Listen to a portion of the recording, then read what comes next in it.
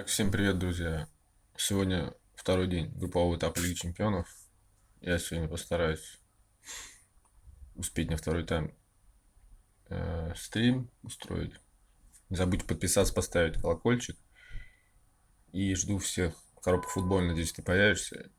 Наконец-таки. Влад Печев, Иван Иванов. Давайте уже просыпаться. Итак, прогноз. Реал Мадрид играет за 1,17. Победа на них дают. Но это, естественно, дурацкий коэффициент. Никогда в жизни такое не делайте. Никакой экспресс не суйте. Реал Мадрид может опять удивить, и Шахтер может... Короче, что Шахтер забьет, я бы поставил, что Шахтер забьет. И Бавария тоже, что пропустит от Атлетика. Гол Атлетика, гол Шахтера. Один экспресс. И отдельно Реал Мадрид, Шахтер тотал больше 2,5. И Бавария, Атлетика тотал больше 2,5. Еще один экспресс.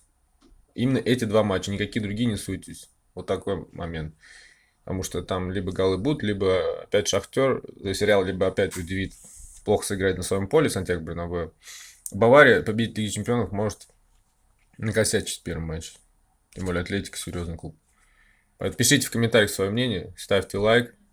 Жду всех на стриме на втором тайме.